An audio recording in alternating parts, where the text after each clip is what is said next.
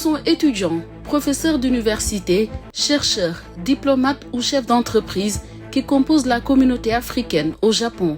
À quelques jours de la 8e session de la TICAD, organisée en Tunisie, les reporters de Wari se sont rendus au Japon à la rencontre de ces Africains dans le pays du soleil levant.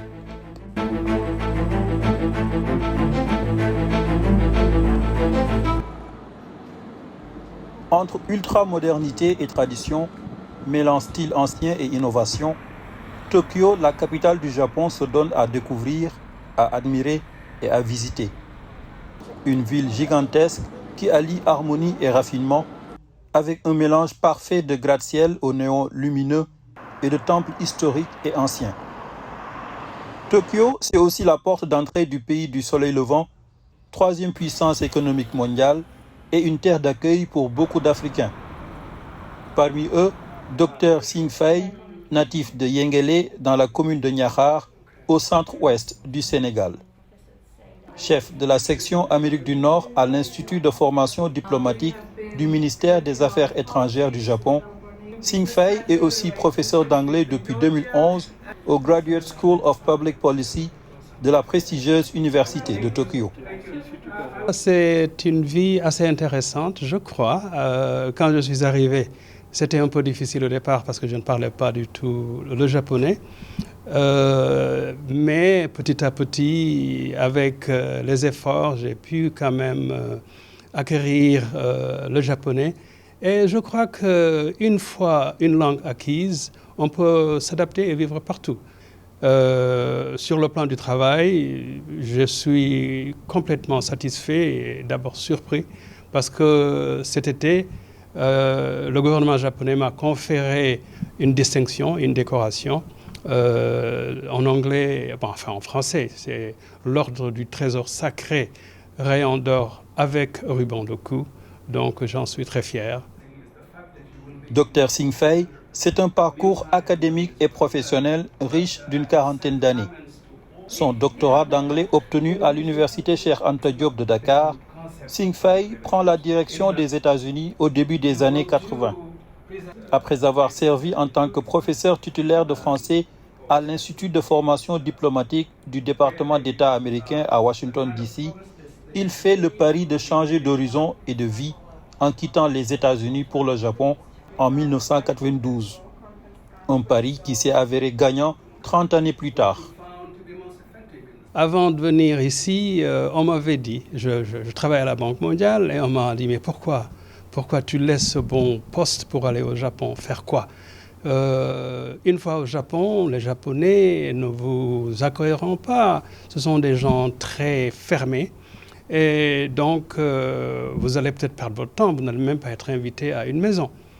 Alors, je me suis dit, pourquoi écouter ces gens-là? Ils y sont allés peut-être une fois, ils ont eu une petite mésaventure. Ils veulent répliquer ceci. Ils veulent être des apôtres pour prêcher pas une bonne nouvelle, mais une mauvaise nouvelle.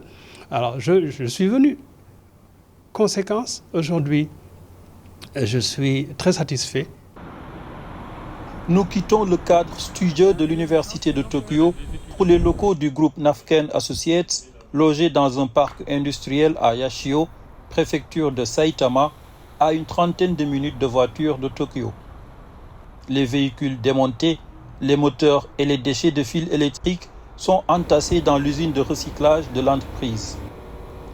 Le patron des lieux, c'est lui, Kennedy Fintan Nadji. Originaire du Nigeria, cet entrepreneur est à la tête de plusieurs entreprises au Japon comme dans son pays d'origine.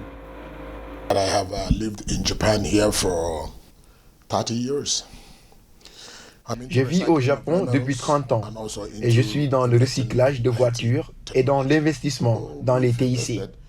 Nous avons investi dans la traduction, ensuite dans le fret, puis le recyclage, avant d'évoluer dans les technologies. From recycling to IT. And we're still investing up to now. Yeah. Arrivé au Japon en 1992, afin d'y poursuivre ses études, Kennedy Nadji a créé le groupe Nafken Associates en fin 1999, spécialisé dans l'importation et l'exportation de pièces japonaises d'automobiles et d'appareils électroniques d'occasion. Après l'entrée en vigueur de la loi sur le recyclage automobile au Japon en 2005, Kennedy Naji s'est lancé avec succès dans le recyclage de plastique, de cuivre, d'acier et de pièces automobiles.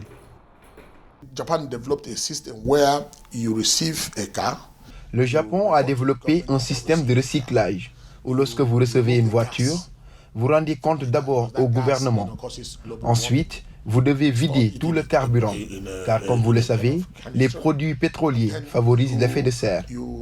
Puis, vous pouvez maintenant disséquer la voiture. Le principal concept ici, c'est que nous enlevons tous les matériaux rares qui se trouvent dans la voiture et les remettons encore pour usage. C'est un système de recyclage complet.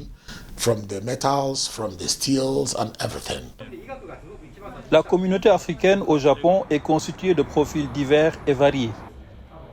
Principal institut de recherche japonais en médecine tropicale, l'Institut de médecine tropicale et de santé mondiale de l'Université de Nagasaki accueille des étudiants et des chercheurs originaires du continent.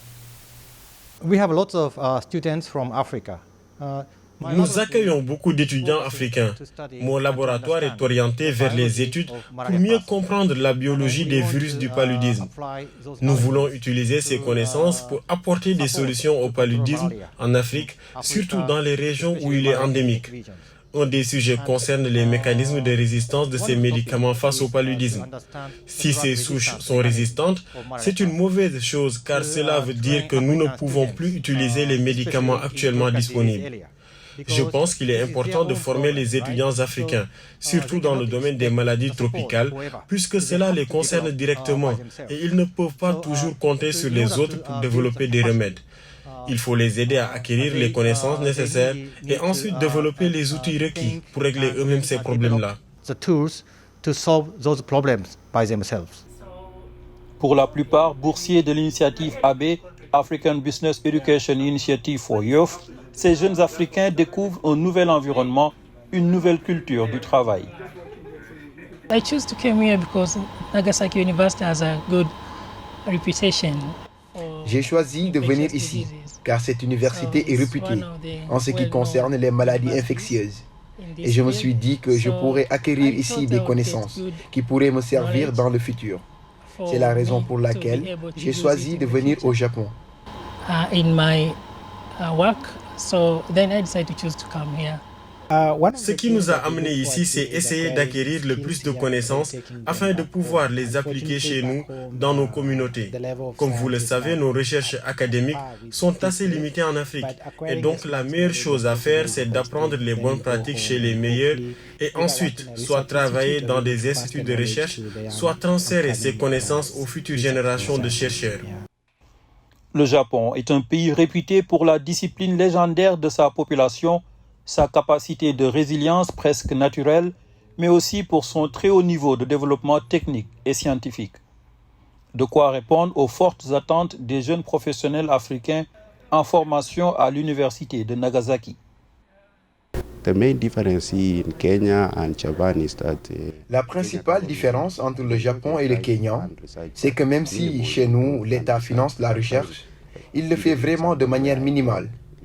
Par exemple, là où je travaille, ils peuvent encourager un jeune scientifique en lui donnant 2 millions, ce que j'avais trouvé assez insuffisant.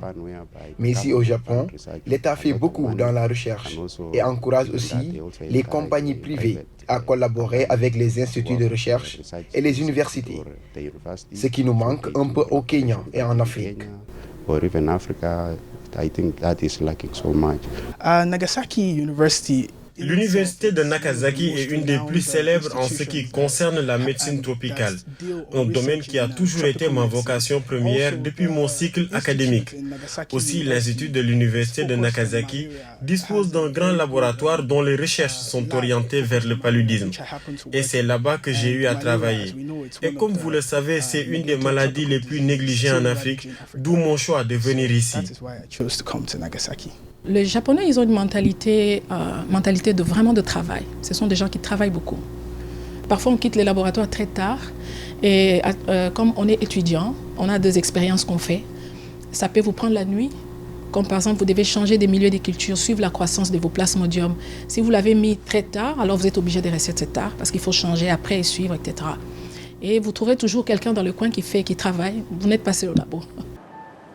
Ces dernières années, les relations entre le Japon et l'Afrique ont connu une nouvelle dynamique marquée notamment par la hausse des échanges économiques. La TICAD, la conférence internationale de Tokyo sur le développement de l'Afrique, est l'occasion de renforcer ce partenariat.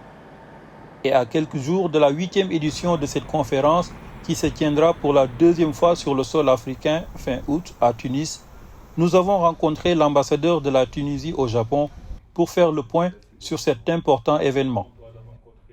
Je peux vous dire que la Tunisie est totalement prête à accueillir le sommet TICAD 8.